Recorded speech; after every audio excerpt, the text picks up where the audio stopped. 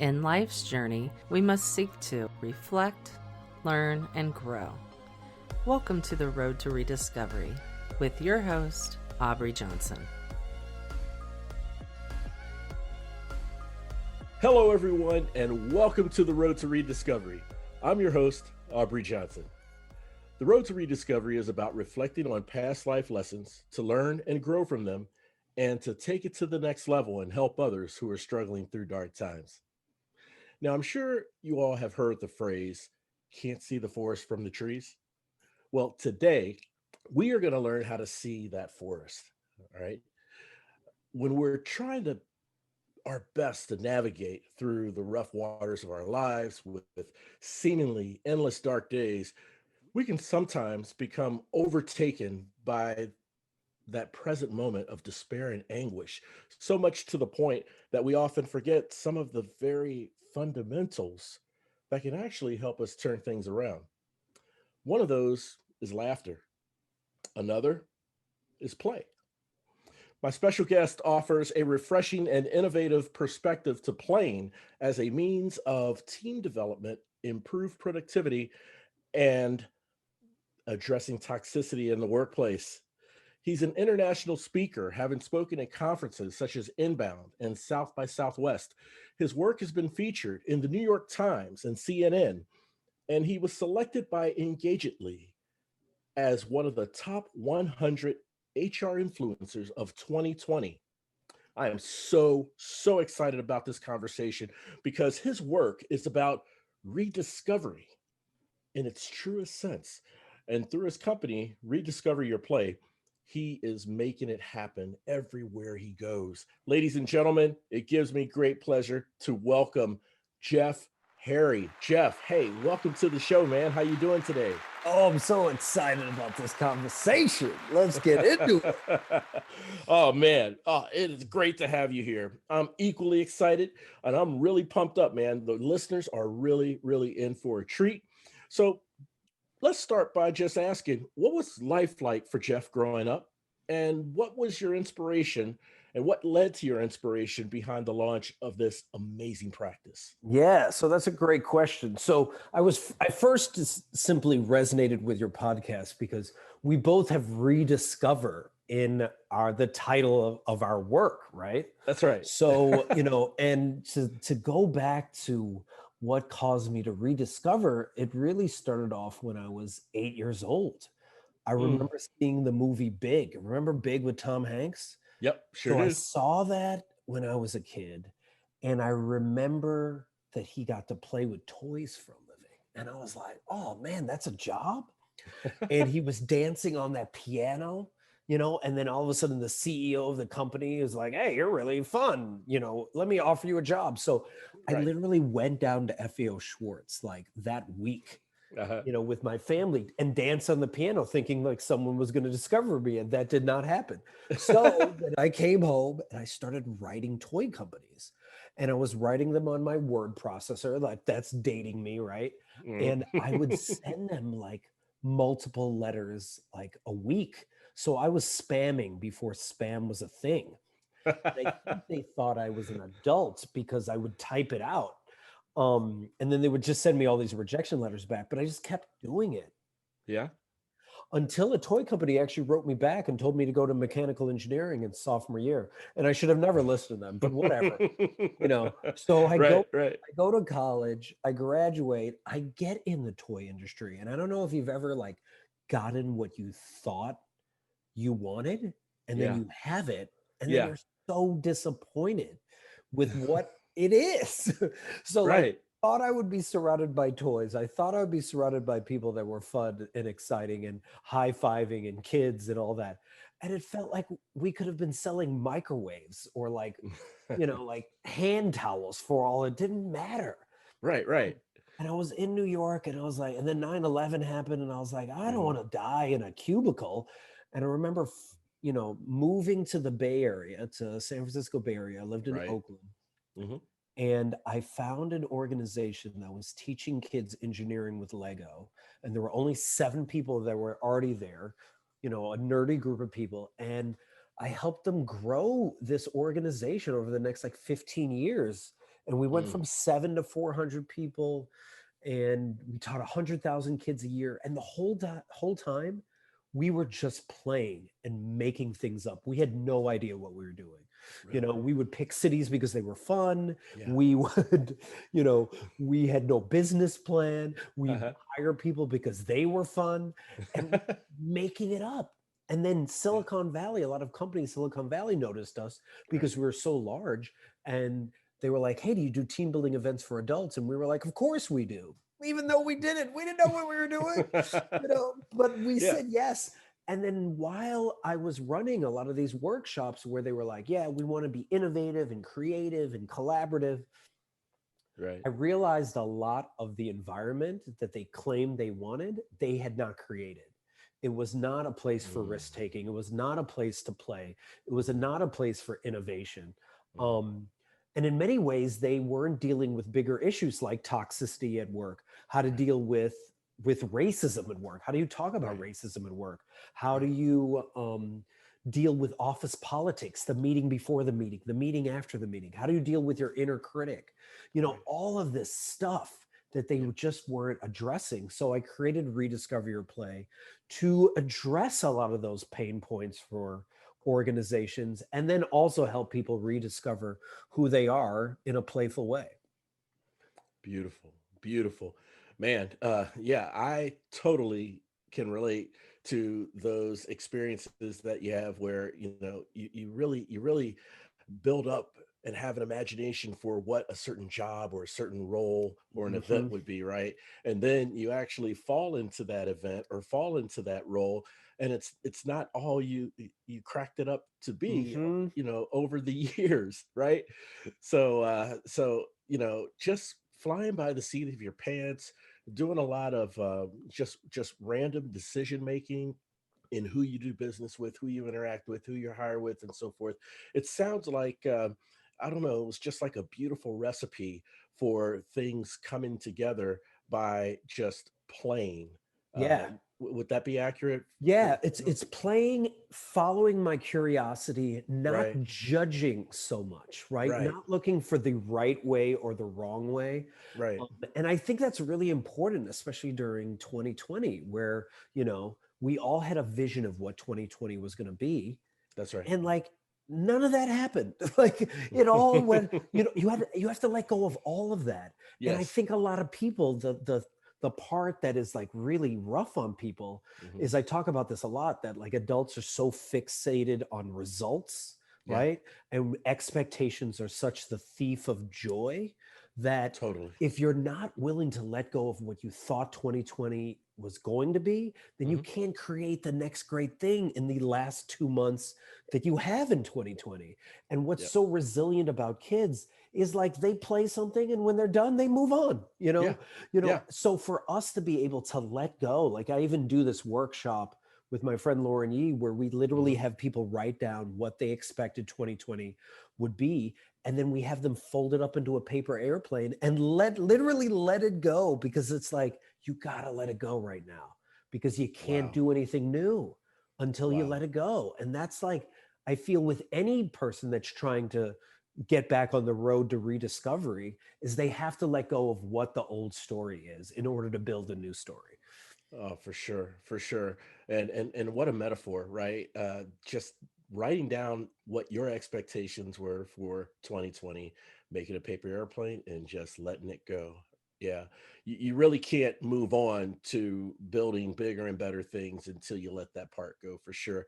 And man, one thing that again resonated with me that you just mentioned is, going into 2020, I had these huge thoughts, right?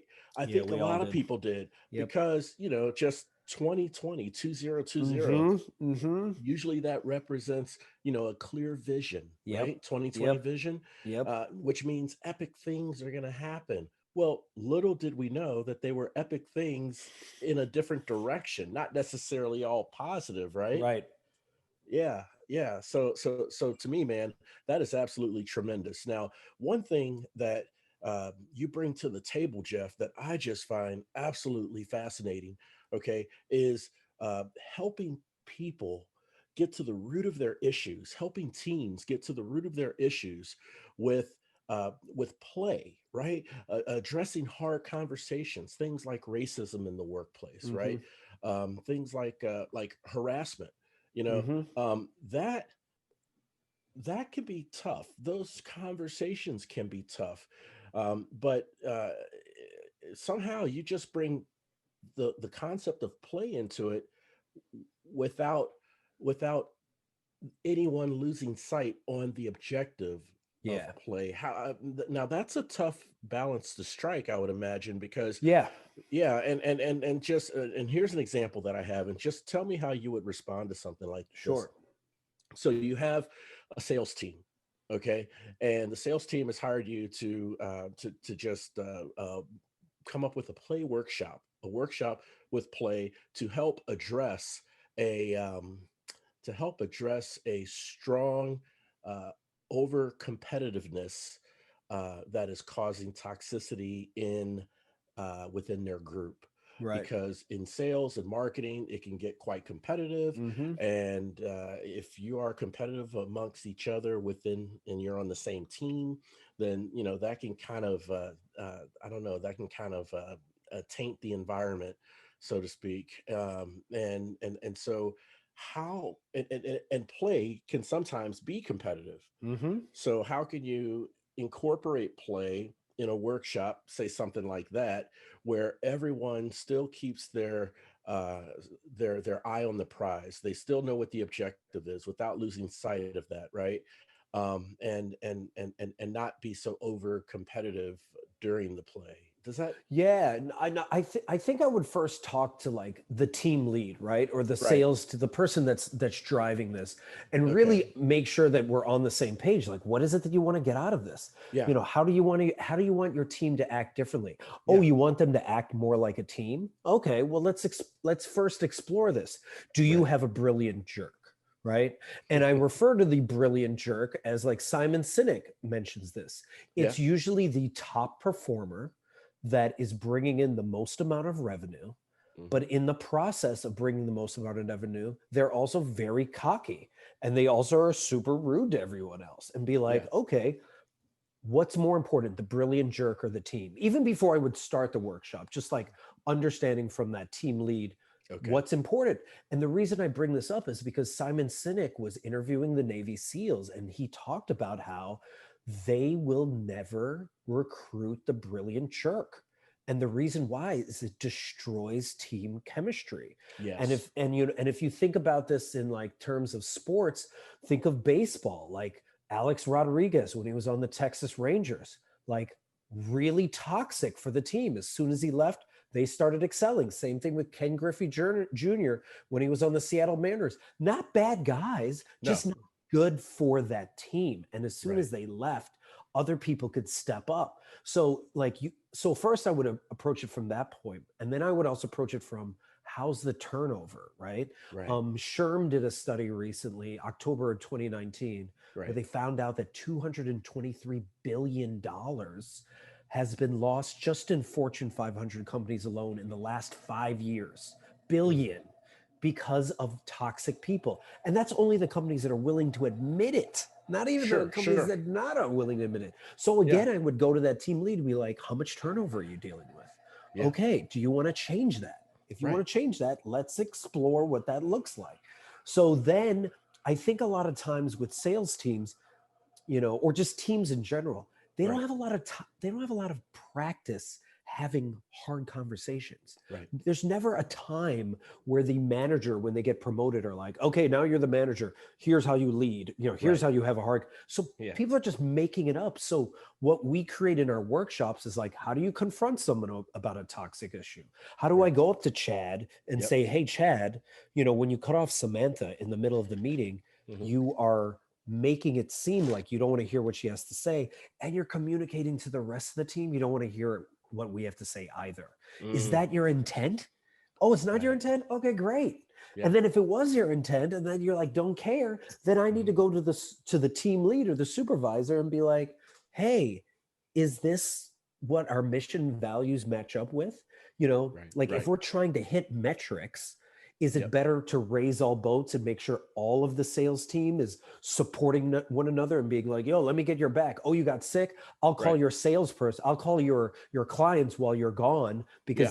because it's all about us coming up with a sales goal that we all get rewarded by, Right. right? Let's Right. figure out ways in which we can all be rewarded instead of just rewarding the top person and letting go of the worst person.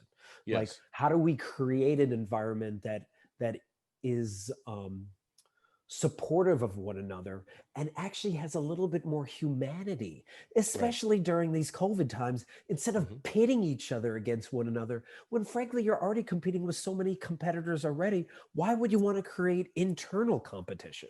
So that I would be putting all those things out there, both in when I'm talking to the team lead and how we approach the actual workshop. That's a great approach. That's a great approach. I really, really appreciate you sharing that insight, Jeff, uh, because those are questions they're going to have to answer even before you launch into a workshop, it Yeah. sounds like, right? Yeah. Yeah. So let's go to the other side of it. All right. On the other side of it, the workshop has been done. It's been set. It's been done. It's been executed. Uh, you know, when you're working with businesses, obviously the top brass is usually all about the bottom line, right? They're Hmm. concerned about the bottom line, meaning in this case, how effective has your workshop been in Right. helping the team develop, right, and move the needle? Right. So what are the, and you talked about metrics a minute ago. What are some of the methods or behavior changes that you consider or your clients consider to be the measure for success of your play? Right. So some of the measures of success, and a lot of this we do through surveys and just checking back in with people, is Hmm. how are communication levels? How Hmm. are turnover levels? Hmm. How are the team meetings? Right. Are people now leaving more energized from these meetings, or are they not?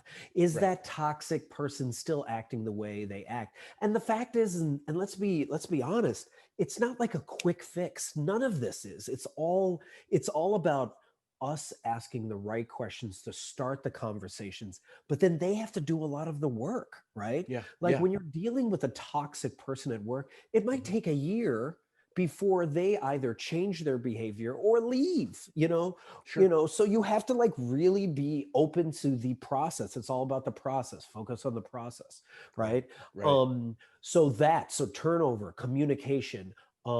Some companies measure it by like, it's not happiness levels, but like Hmm. appreciation for their work, right? Right. If Right. we're working on a workshop that's all about getting people in a state of flow, Yeah. asking them, hey, how much more of that zone of genius work are you doing? Is it more than you were doing before this Ah, date? Right? I see. Like I really see. small things, because I think a Yeah. lot of times we're like thinking there's a magic bullet, and there never is, because you No. have to do the work. Right. But there are signs of progress. And a Yes. lot of the signs of progress, even during COVID times, is like, can I ask this person to get this other person's back and they'll do it? That's a Mm-hmm. really good sign. Gotcha. Is Yeah. my boss asking me how I'm doing and checking in with me, Right. instead of just focusing on whether I made my quota for this Right. quarter? Right. I see. A level of engagement, right? And are we sustaining that level of engagement among the team, Right. among the individuals on the team, over time? And Uh, and a good measure is, are we doing that even when it's tough? Because when right. it's things are going well, of course you're like, everyone's in a good mood and hey, Well, the revenues are that's right. doing great. But like during this time where there's a Yeah. lot of like recession in the experience of a lot of companies, Yeah. it's like, how are you operating during that time? Are you recoiling, or are Right. you being more transparent with your team and being like, hey, I don't know what's going to happen next, but we're going to figure it out together? Wonderful. Wonderful. Yeah. And that's a reassuring feeling that I think the team members get, as long as they know that their leader is engaged and Mm-hmm. aware, Mm-hmm. and has full visibility and awareness of where their team is Yeah. at, in that current state, that current time, right? Whether it's good or bad, just Right. having the awareness, because then you can move in the direction towards development, right? Exactly. Yeah, Exactly. yeah. No, I'm with you. I'm with you. So let's talk about just the fundamentals of play, right? Mm-hmm. You talk a lot about, just working with clients to just rediscover their childhood, right? And just some of the games they played as a child. How did you feel as you were playing that game? Mm-hmm. What if the game didn't work? Then what did you do then as a kid, and so forth? So, um, in a lot of cases, especially as children, with games and everything, um, there's been there's a degree of humor, okay, and a degree of just well, okay, let me put it this way. All right. Ever since childhood, okay, personally, I've been a big fan of humor. I love to laugh, and I will go and tread in the waters of goofiness, Mm-hmm. for the sake of having a good laugh. Now, Mm-hmm. never at the expense of others, okay? Right. But I would tread in that area of goofiness, just to have a good laugh, and to share that laugh with someone. So I've had growing up, I've had friends of mine often tell me that I'm weird, Mm. that I act weird and so forth. Mm. Mm. And I read one of your blog entries, I think called "Embrace Your Weird." Ah, YRD. WYRD. Yes, Yeah, yeah, yes. yeah. And I think there's a sense of vulnerability that one must have to actually act goofy in a playful way, or Yep. even to be weird, Yep. or Yep. demonstrate weirdness. Yep. But at the same time, with vulnerability, I think over time that person also enjoys the freedom that comes with it as well. And I just wanted your thoughts on that. Yeah. So the I needed to pull this document up for it. So the modern word for weird, WEIRD, comes from the ancestral term weird, WYRD, Ah, okay. which literally means that which has become, or Hmm. roughly speaking, weird translates into what we're evolving to. Like, I what are see. we becoming? Right. And what's funny about that word weird is a lot of times people are like, oh, you're strange, oh, you're, Yeah. that's like whatever you're doing is wrong, right? Right. Yeah. And Yeah. I love to talk to people about why adults don't play enough, and the best Mm, way in which I describe why adults don't play enough is 148,000 no's. And what I mean by that is, by the time this professor did this study and found, by the yeah. time we're 18, we've heard the word no 148,000 times, Wow. at least Wow. that much. And the Mm, amount of yeses is under 10,000. So you're hearing no that many times. Then right. on top of that, you're should on all the time when you're a kid. You should do this, you should do that. You're should on by teachers, you're should on by your parents, you're should on by adults, right? Then you go to school where Hmm. they tell you that you have to raise your hand, that you have to ask for permission all the time. And then when you're in your teens, you get social media where it's constantly telling you you're not enough. And then Yeah. while all of this is going on, someone is always telling you you're too mischievous, you're too much, you're too weird. Hmm. So Hmm. it's such, so knowing all that, let's first have compassion for ourselves, right? And Thank then you. That's right. also knowing all that, anyone that is embracing that weird, nerdy part of themselves, Hmm. it's such a freaking rebellious act that you're doing. It's such a revolutionary act for Hmm. you to fight all those societal norms that are telling you to be normal, Right. right? And being Right. like, no, I reject that.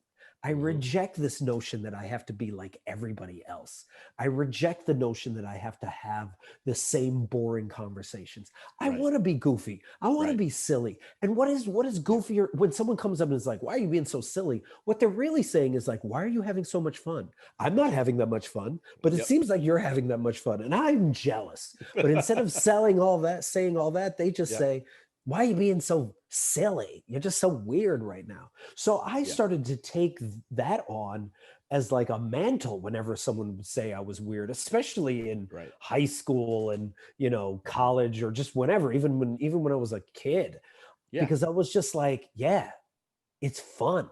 It's Yeah. so much fun to be weird and explore the world this way than do it in the normal way, because I'm noticing you're not having a lot of fun in the normal way. No. No. So true. You're not. And I don't know, it's just a feeling of release when you demonstrate your weirdness, and you're not, like you said, following the societal norms, saying that, okay, you're of this race, you're of this gender, you're of this age range, this Hmm. is how you should This behave, is this is this how is you how should this act. is that's why I hate all those listicles. Yeah. You know, those listicles that are like, by the time you're 30, you should have done this. By Yeah. the time you're 40, you should. What are you talking about? Who's writing this? A 20-year-old? Like, Yeah. what is this? Is like, again, telling me how I should be living my life. You know, and Yeah. I want to put this out to your listeners, like, no one knows what they're doing. Right. Nobody knows what we're doing. We're all making it up as we go along, which is Right. which is fine. But when someone claims that they know everything, when someone claims them as to being an expert, Yeah. especially during the pandemic, when I would hear people being like, "Well, you need to pivot your business, or you need to do this, you need to do that," and I was like, "Were you around in 1918? Like, were you around during the Right. last pandemic? Because if you Yeah. weren't, then shut up, because you don't have Exactly. anything else to say No. besides maybe something that works, that has worked out for you, and you That's can right. share it as like, hey, this worked out for me, maybe it works out for you.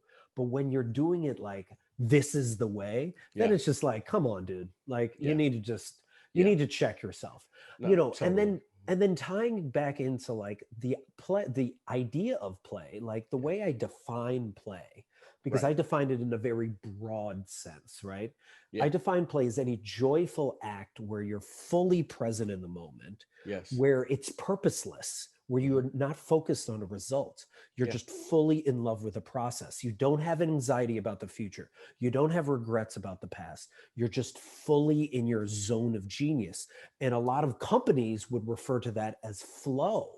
Like you're in a Of state course. of flow, Right. right? Right. Yeah. And then breaking down the brains, or just a little bit of the brain science behind it, is usually your prefrontal cortex is in a beta mode, Right. where you have your inner critic, where you have your self-consciousness, where you're protecting yourself. Yeah. But when you get into a state of flow, as Dr. Csikszentmihalyi would say, is what's happening is your skill level, your skill level is meeting the challenge perfectly.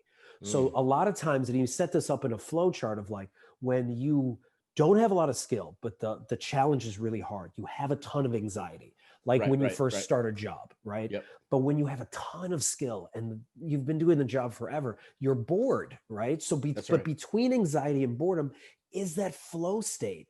And what's That's the happening flow when state. you're in that Exactly. flow state Yes. is something referred to as transient hypnofrontality, Right. where a part of your prefrontal cortex is actually shutting down, and it's distorting time. So that's Right. why you forget about time. You're just like, oh, this is just amazing. Yeah. And then Yeah. also your inner critic starts to dissipate. It Hmm. starts to disappear. And then Hmm. your implicit mind appears and you become highly creative, and you get a shot of dopamine and you become highly curious.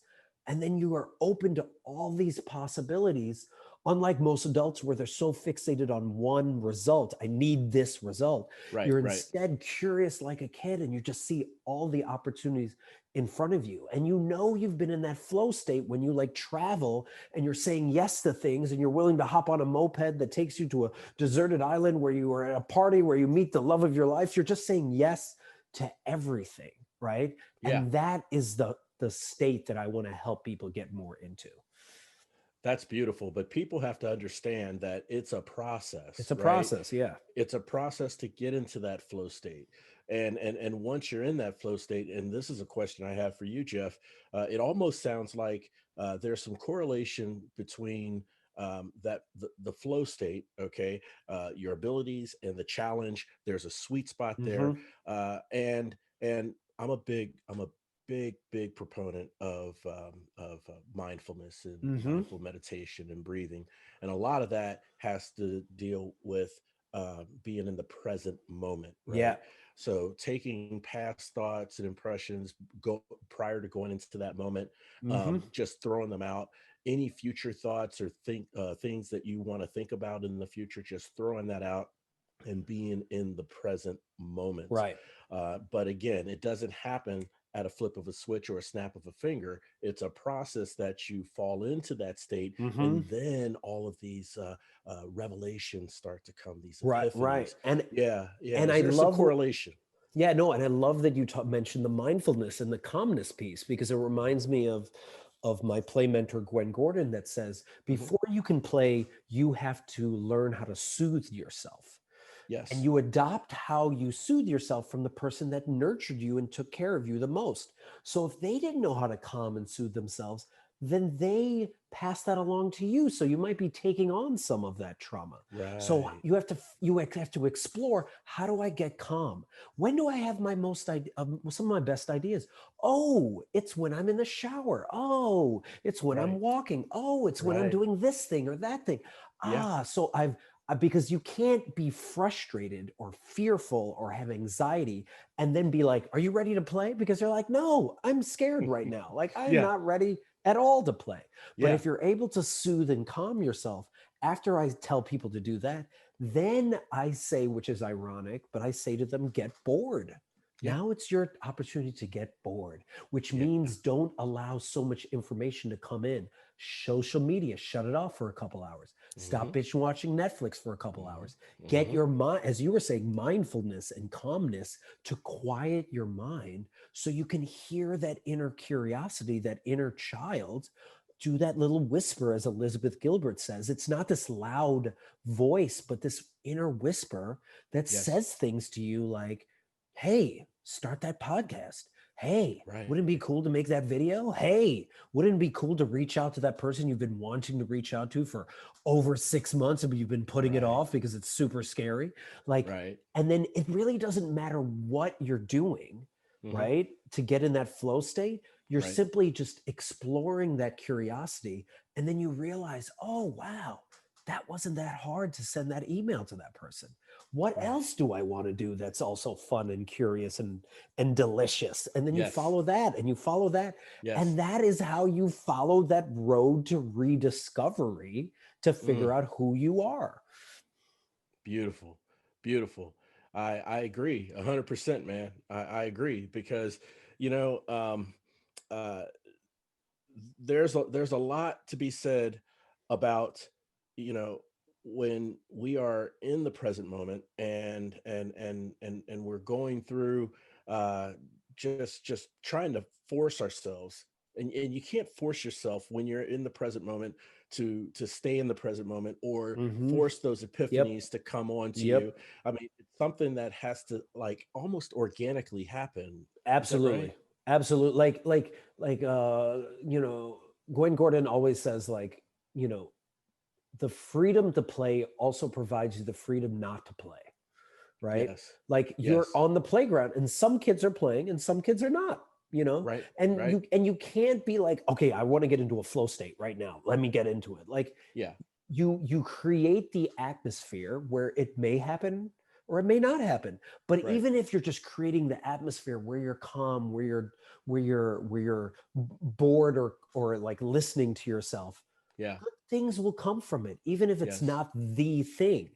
And I Yes. think that's another thing about it, where like people were like, well, I need to get into it. I need to get into it right now. Yeah. No, that is the adult inner critic talking, which is like so Mhm. focused on results and being like, I need to get in this flow state so I can write this amazing thing. And it's like, Yeah. no, you're missing the point. It's Yeah. about the process. It's about falling in love with being present, falling in love with being comfortable in your own skin and just sitting Right. in that. Can you Right. sit in that instead of constantly trying to impress? I always ask people Right. something, when they're like, well, I don't know, am I listening to my inner curiosity or am I listening to somebody else? And I always ask people to Mhm. ask themselves, who are you trying to impress? Right. And if you're trying to impress somebody, especially someone that you're not going to care about in a year, why are you doing it? Yeah. because really Yeah. the only person you should be trying to impress is yourself, because the people that Hmm. love you are going to like you and love you regardless. So if Right. anything, like, let's stop trying to people please and like impress people that we don't even really care about, and let's focus more on just like giving more self-compassion and providing more opportunities for us to play, because your most favorite moments in your life are play moments. Why wouldn't you want to Right. have more of those? And these are elements that we can control. Uh-huh. If we direct our efforts towards improving those elements that we can control, and not be so focused on elements that we can't control, like Right. someone else's thoughts or feelings of us, right? Right. And I mean, and let's Yeah. just even talk about like results, right? And what Yeah. is considered success. I talk a lot about affluent deadness, right? Hmm. I Hmm. came up with this term affluent deadness recently because I know a lot of people that are super successful. I know a lot Yeah. of millionaires. I know some people that are what you would say famous. Yeah. Not a lot of them are happy. Like they have what the rest of the world or the rest of America Yeah. wants. Like I know people that can travel the world 10 times over. Yeah. That they can buy anything they want, or like, Hmm. or have the fame that they, when they come out, people know them. Sure. It's I've seen them when they're not posting on Instagram about how great their life is. They're not as excited or happy or gleeful as everyone thinks they are. And when I think of someone Right. that has affluent deadness, what they have is, I notice that if it's regarding money, they're like, they're either worried about losing their money, or they're worried that someone has more money than them, or they're Right. just bored because they thought when they got all this money that that would bring them all the happiness and joy and fulfillment that they had. And it's Mhm. not. It's Doesn't not. translate to It them. doesn't try. No. And then they're No. posting on Instagram about how happy they are when they're not.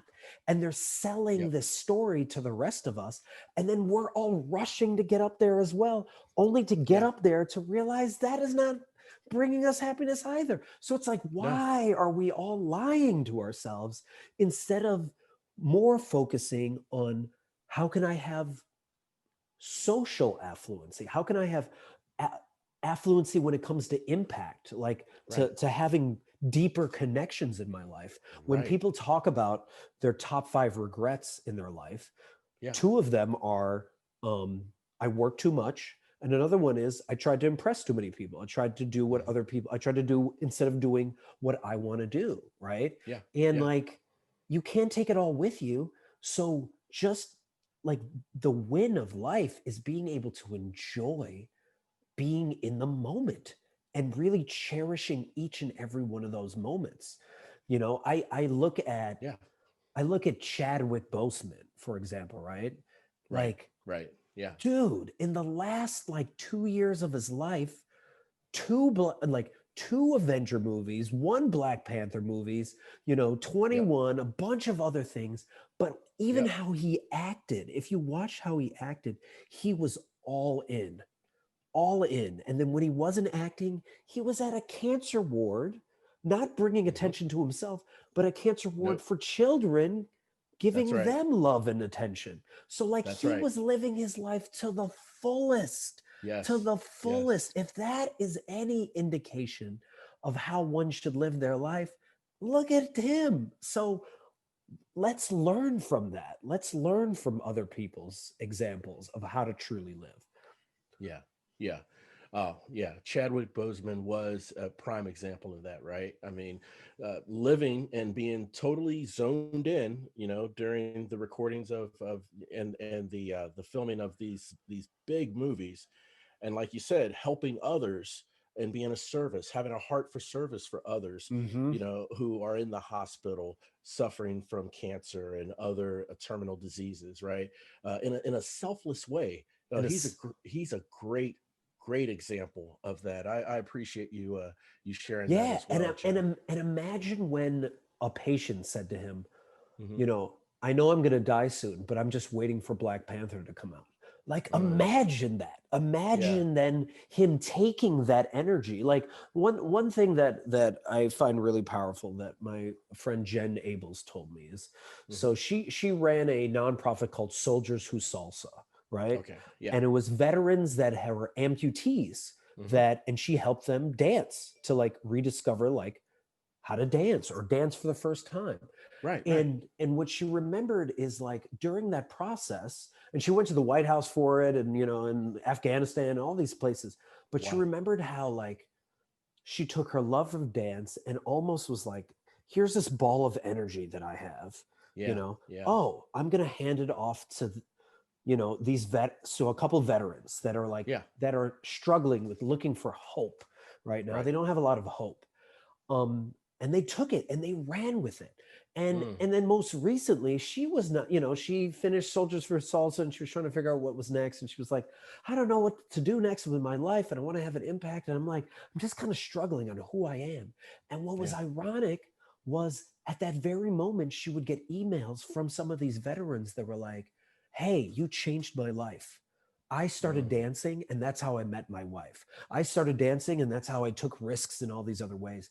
And they Right. were Right. almost giving her ball of energy back and being like, oh, look, I have all this now. Here's some more for you. So it's like, when we're Yes. able to do that for each other, it's such a Yes. powerful Yes. exchange. That's why I love Yes. this podcast, because it's people sharing stories about pain and suffering and getting through it, and then taking that energy ball and handing to someone else and being like, share my story as well, because that will have a ripple effect with everyone else's story, and also prove to people that they're not alone and that they can get through it if other people can get through it, right?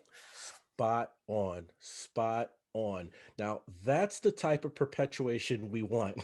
you know, that's the cycle that we want.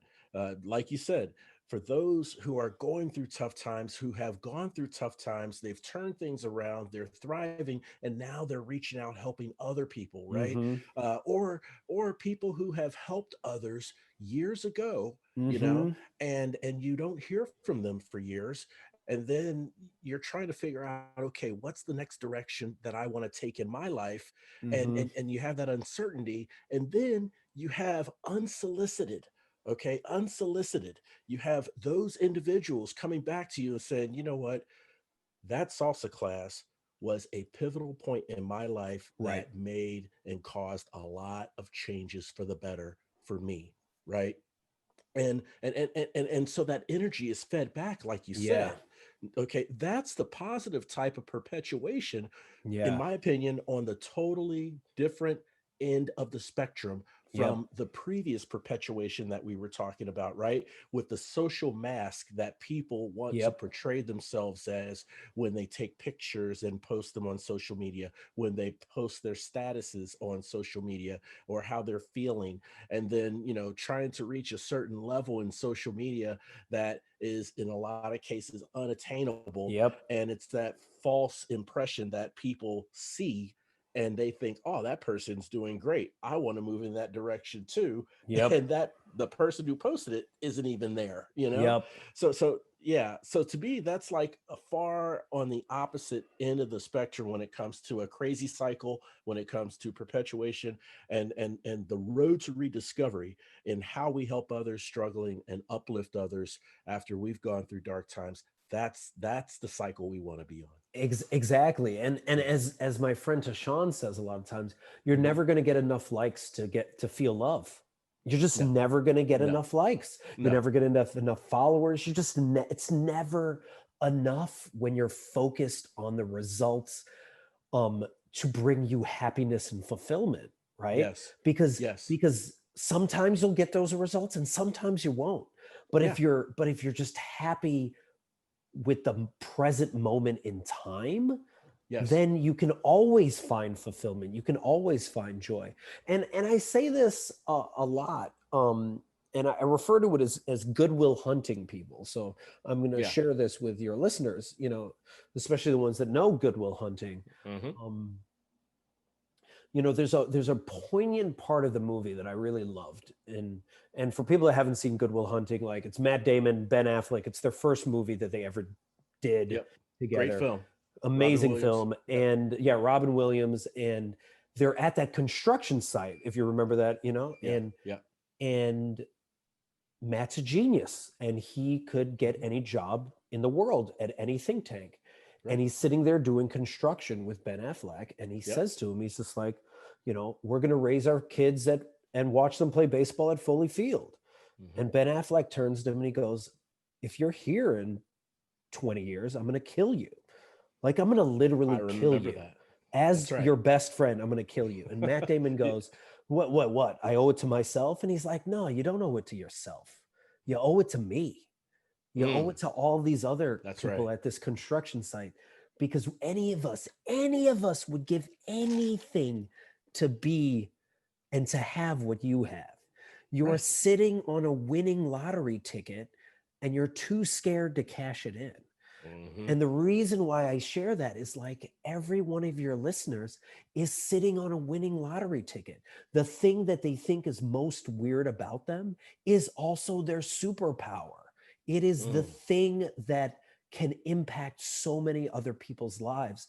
And when they show up fully and embrace their weird and embrace their nerdiness and embrace who they are, they give permission for other people to show up. There's someone right now waiting for you to show up so they can show up, right?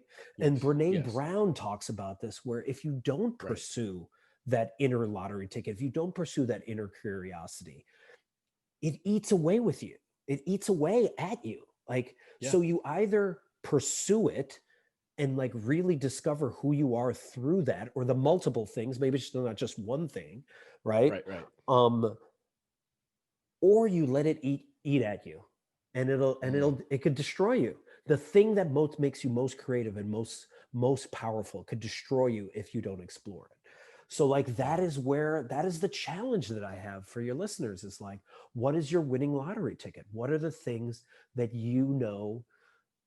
are you? And if you don't know what that is, here's a play experiment that I have a lot of people do. A lot of my clients do this, is I have them reach out to their closest friends, maybe 3 to 4 people, more Right. if you want.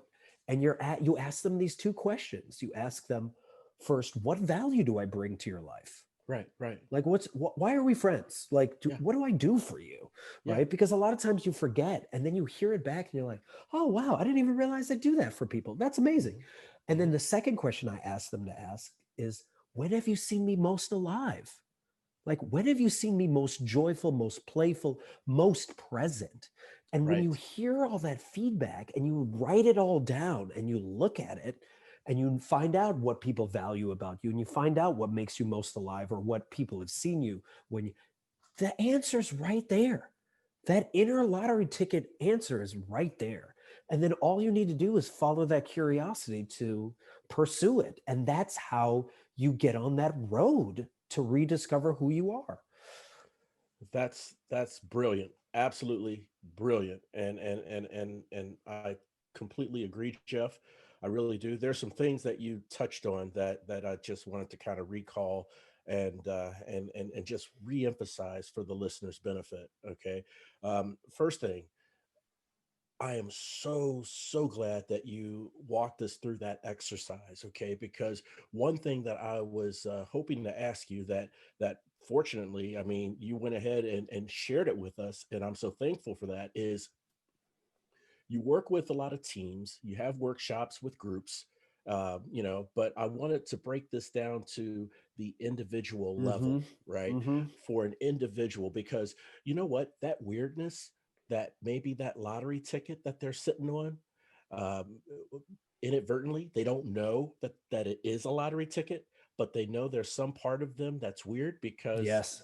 they're repeatedly told that by their Yeah. peers. Yep. Well, there's a lot of people who are going through dark days and having just tremendous despair because they're wallowing in that weirdness, and it's Mm-hmm. giving a bad or negative connotation because of how it was communicated to them by their Exactly. friends, right? Right. And so the exercise that you just outlined for us is a great individual level type of exercise to understand your worth, Mm-hmm. and to ask, how do I add value in your life? When have you seen me most alive? Mm-hmm. And that sort of thing. And that's something that I really want the listeners to understand, that you've just explained, that will help get them out of that rut and realize that that weirdness is not a curse, but it's a Right. gift. It's a Right. gift, right? Right. And Will Smith talks about this, especially after he leaped out of that helicopter to do that bungee jump. About People the are other like, side of fear. Was he yeah, talking about that? Yeah. exactly. Where like Yeah. Yeah. on that opposite side of fear is everything, Yeah. everything you've been looking for. Yeah.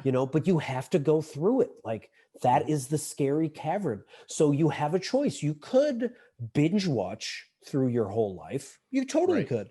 And Right. no judgment if that's what you want to do and you feel like that brings you happiness. But I would challenge you to be like, does it really bring you happiness? Or are you kind of bored after a while? You can Yeah. only watch so many episodes or so many movies, you know? Yeah. Or is it worth exploring that creative, quiet, inner nerdy weirdness, that curious thing, and just seeing where it takes you? And I was asked on this in a recent interview where someone was like, well, how do I know if it's, if it's my inner curiousness, or I'm just being wishy-washy? Like if I don't like it, I don't want to be flaky. And I was like, well, it sounds like you're shooting on yourself right now. And Yeah. I remember going to a winery once, and I was talking to the guy, and I was like, you know what? I don't know anything about wine, dude. And he goes, Hmm. you know, if you like the wine, you keep drinking it. If you don't like it, you stop. And that's the same thing with this.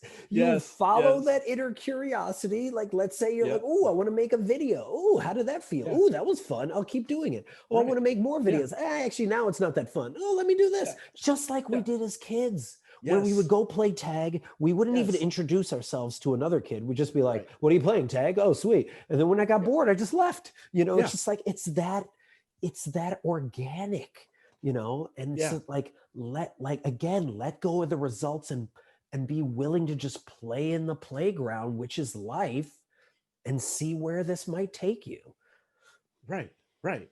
And that's something I wanted to know, as far as when you work with your clients. Okay. Um, as you're about to embark on a workshop. Hmm. Now, from what I understand, there's some degree of walking your clients through reflecting on their own childhood when they played, Yeah. asking them how did they feel as a child, what were they feeling like and going through as a Yep. child when they play the game. If one game didn't seem to materialize or it ended, then you played a different game, and that sort of thing, and what was revealed when they played that exercise as a child, right? Yeah, so Yeah. so there's an interesting exercise that or workshop that my colleague Lauren Yee and I came up with, called "Your Future is Where Your Fun Is," and Yeah. we clearly stated this. And this kind of comes from this play guru Kevin Carroll, who's amazing, by the way, and Mhm. his story is phenomenal. Um, Mm. but he would talk about how, like, the future is where the fun is. Like, who's Yeah. having the most fun? Yeah. That's the organization you want to be a part of, or those are the organizations you want to be, because they're adaptable. They're Right. not the blockbusters, Right. where they're like, we're not going to change, and then you Yeah. die, right? Yeah. But Yeah. they're enjoying the future. Well, Yeah. how do you explore the future? Well, let's go back to the past. Yeah. So what we do is we help people explore what was one of the things they loved to do most as a kid. Like, what did you Right. love to do most as a kid? Well, I love playing football, hide and seek, red light, green light, yellow light, stop. Sweet. So Yeah. so so let's break down, like, hide and seek and red light, green light. Why Okay. did you love those games in particular? What was it about those games? What was it about the, like, values of the games? What was it? Creativity, experience? Like, what was it that you liked? Yeah, I think it was experience. It was those games involved larger numbers of people Got versus it. just one versus the other. Yeah. Got it. So okay, Yeah. so it involved a lot of people being able to play together, like a lot of connection. What else? Right. It also involved just wonderment. Uh, Nice. Wonderment with hide and seek. It was wondering if if I'm it, can I Right. find someone hiding? And if I'm Right. hiding, wondering if they'll find me, you Right. know? So yeah, the wonderment was another element that was Ooh, important so to I me. love that. So like it was bigger than you. It was about connection. It was about Yeah. wonderment, right? So Yeah. we would take those aspects and be like, those are your play values. Okay. Yeah. How do you incorporate wonderment and connection and things that are bigger than you now in the work that you do now? Like what do you when you think of those, what Mm-hmm. what what ties into that around the work you do now? Oh, well, I think it ties into just about every element of my job, working in HR and talent development, and working in new hire orientation. We have a whole team. We welcome the new hires. We have a lot of interactivity when it comes to giving them orientation, allowing them the best opportunity, put the best foot forward with Yeah. learning and Oh, awareness. So I yeah, mean, so yeah, I love all that, and also your podcast, dude. Like, yeah, there's something powerful. Your podcast is bigger than you, yep, right? It's about something so much bigger than you. It's about yes, connection. It's about wonderment, and you're like curious to hear people's story and then amplify those stories. So so what we challenge people to do when we do a process like that is then we ask hmm, them, of the work that you're doing, how much of your play values are incorporated into that work? And okay. can you do more of that type of work? Because Ah, that is your flow state work. That is your okay. zone of genius work, as Gay Right, Hendricks talks about, right? Like right. Gay Hendricks talks about your zone of incompetence, the stuff you're not good at, zone of competence, things you're like average at, zone of Yep. greatness, which are the things that you're like good at and you get a lot of praise for, Yeah. but it's not what you really want to do. And then your zone of genius, which is the stuff where you forget about time, where you're Yes. just like, you would do it for free, right? Yes. And if Yes. you can incorporate those play values into your work more, even if you're just doing it 5 to 10% more a Right. week, Right. it has a ripple effect on all of your other work, all the work that you don't like to do. And then all of a sudden you're doing exponentially better Yes. because you are doing more of the stuff that is the root core of who you are. Ah, I see. I see. So after a play workshop, what is it that your clients tell you when it comes to reflecting on that play experience in the workshop? Uh, did they do they tell you that they felt the same elements as they did when they were a child during play? Sometimes I think Yeah. I've gotten a lot of feedback. I just ran a workshop for a biotech company, and a Uh-huh. lot of the immediate feedback was like, "Man, I have never thought about that," or "I forgot the last time I thought about what I liked to do as a kid," or "It was so interesting to hear what my colleague likes to do in Yeah. comparison to what I like to do." There was this one person that shared how she was like, "Well, when I was a kid, I loved to be a teacher, so I would create 20 different characters that were my students. Yeah. And then I would have my mom buy me teacher supplies, Hmm. and I literally would create a whole curriculum, and we'd be like, why do you like doing that? That's so interesting. And I was Yeah. like, and how do you do it now? And she's like, I do that now. I teach people now, even in Yeah. my HR role. Like, Yeah. I love to create these experiences. I love to like Mhm. work and help people out and deal with conflict in certain ways. And it was like, Yeah. whoa, man, just even realizing I'm already doing a lot of the work. I Yes. remember Yes. talking to this one lawyer that was like, I don't play a lot. And then I was like, well, what do you do? And she said, I take groups that hate each other, and then I help them come to an agreement on something. And Mm. I was like, tell me more. And as she was exploring it, I was like, that sounds like your play. Like that Yeah. sounds like you're problem solving. You're like, Yeah. again, you're meeting your skill level and the Yep. challenge perfectly. Right. So own the play that you're already doing and then double down on that type of play by Right. identifying those play values and seeing where that might take you. And you'll just have a better experience at your job. Nice. So a lot of what you do also is helping them identify what their play is.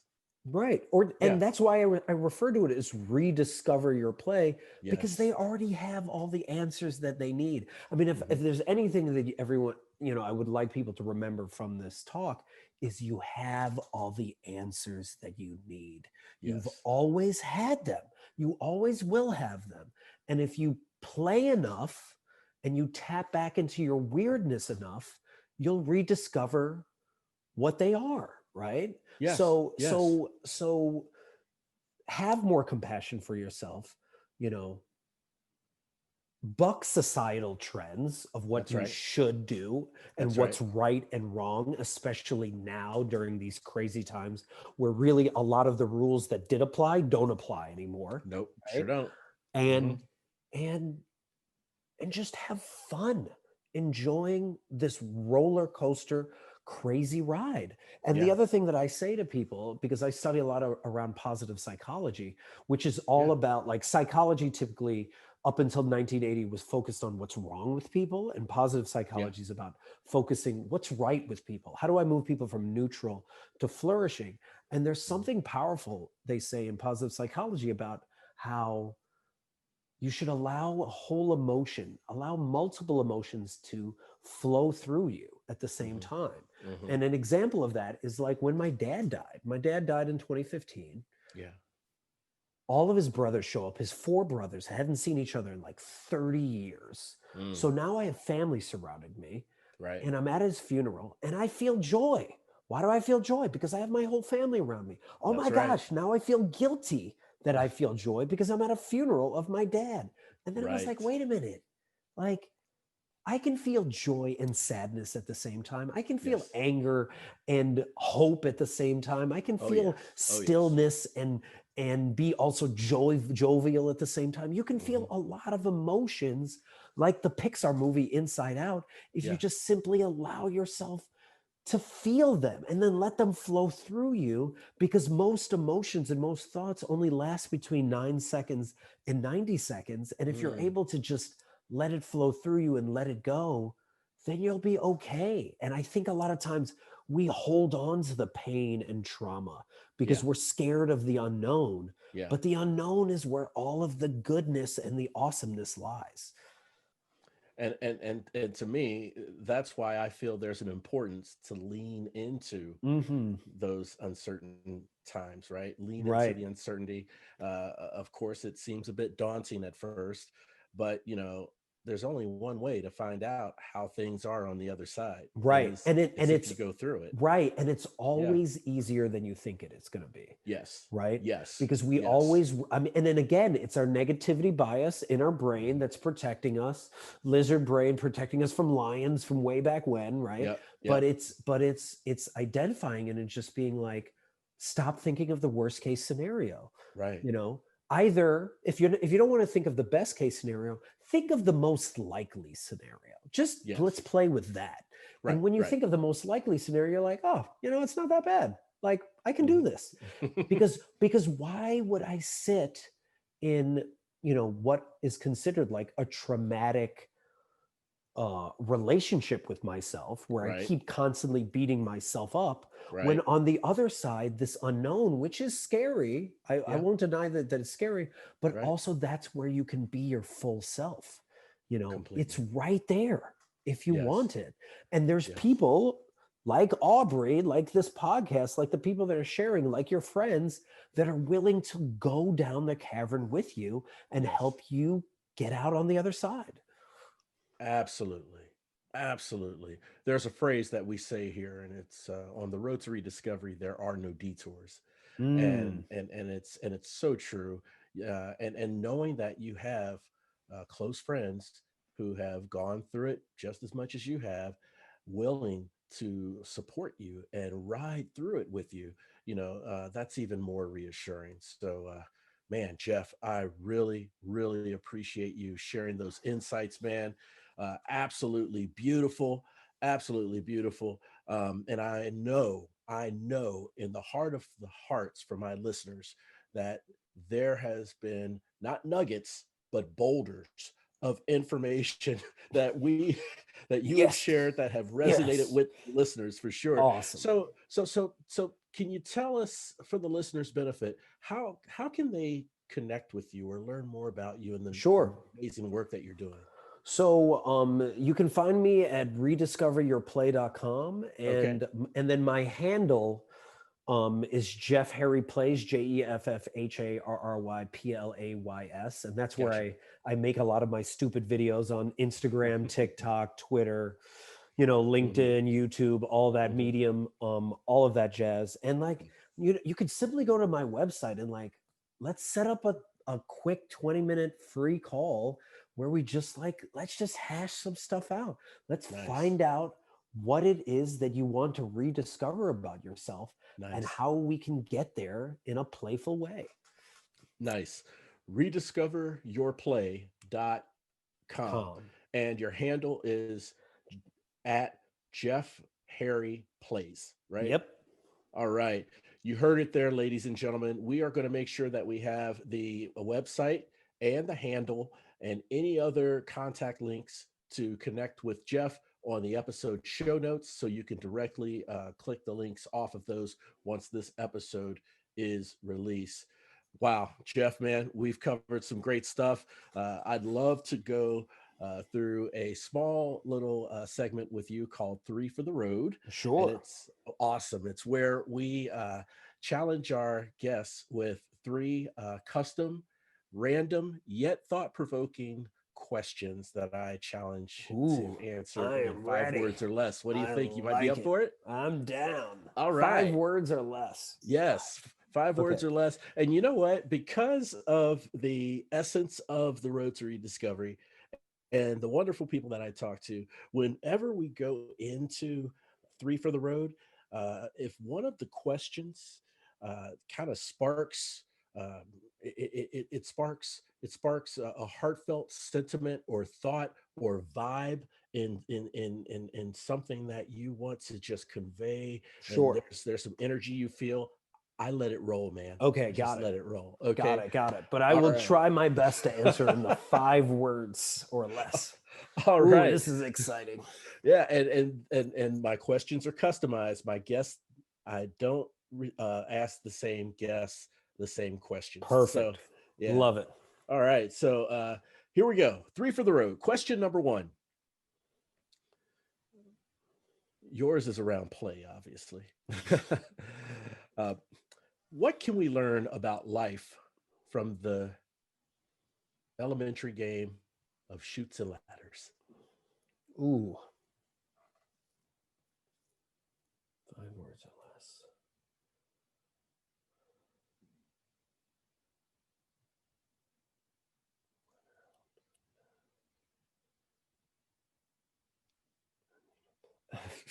That was 6 words. I was like, Okay. um, All right.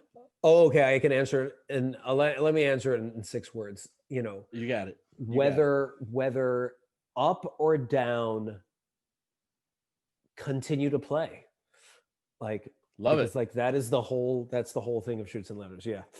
Yeah. Yeah. Yeah. Continue to play. All right. Or the other way I would answer it is enjoy the Okay. ride. Enjoy the ride. Enjoy the ride. That's There's a 3. ride going up and a Ride ride going going down. down. Yep. Enjoy Love it. whatever that ride is. Yeah. Yeah. That's profound for sure. All right. Question number two. What can be said in your mind? What can be said of the Brotherhood team of Mario and Luigi?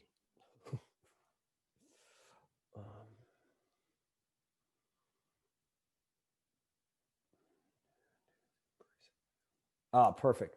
2 dudes embracing their weird. All right.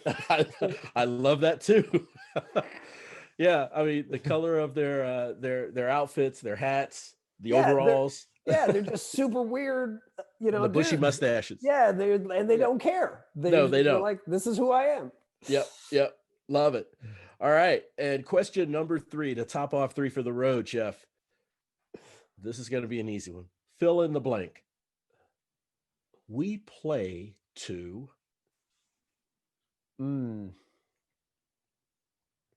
The standard answer is we play to discover who we are. But I'm going to answer it a different way. All right.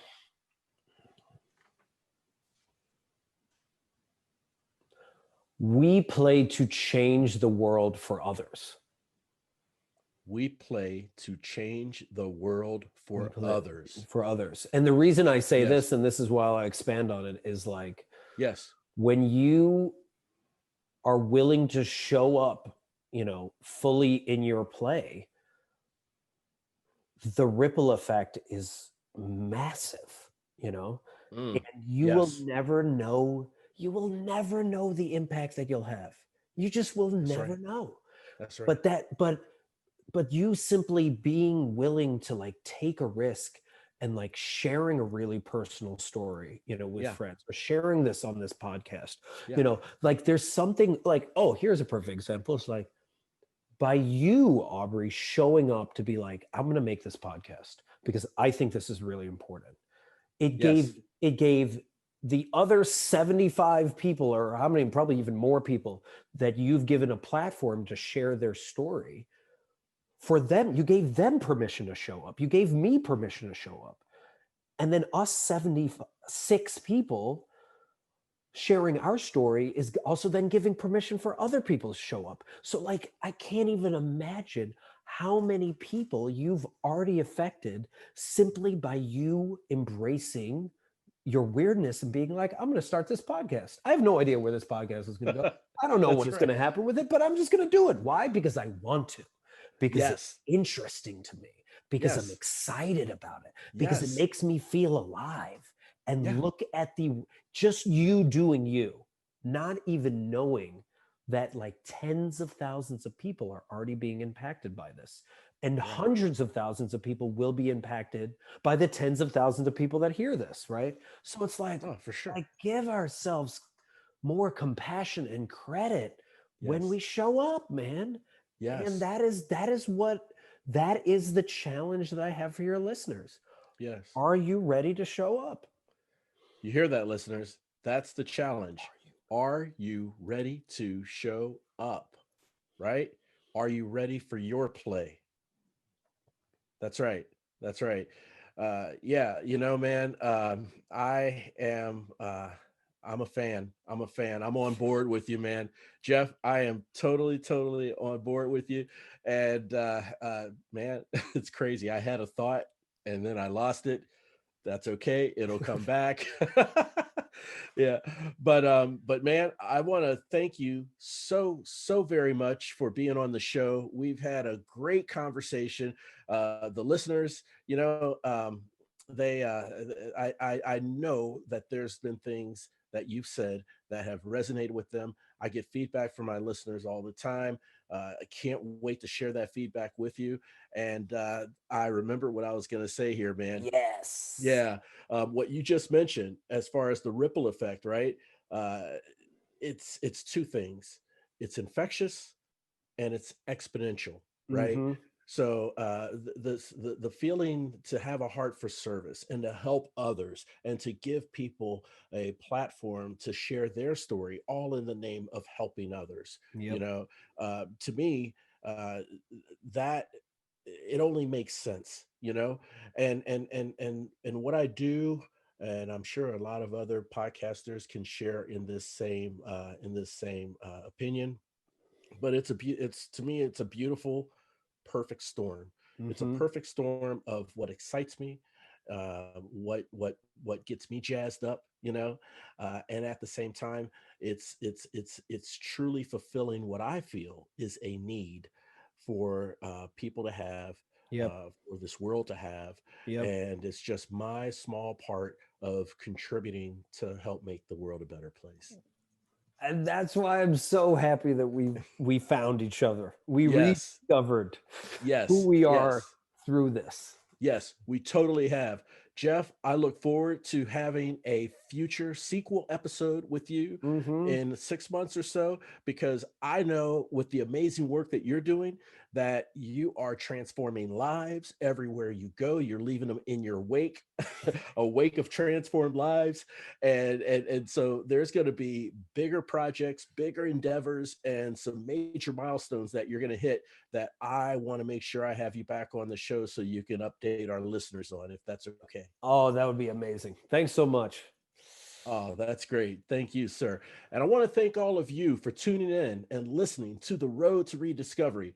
A quick reminder, If you want to have an exclusive heads up on who the upcoming guests are going to be on the show, I highly recommend that you subscribe to our mailing list at roadtorediscovery.com. That's road, the number 2, rediscovery.com. The Road to Rediscovery is a movement, a revolution. And guess what? You're now a part of it. We're all roadies on this journey of life, and it sure feels good having you on the journey with me. Thanks again for listening. We'll chat again soon.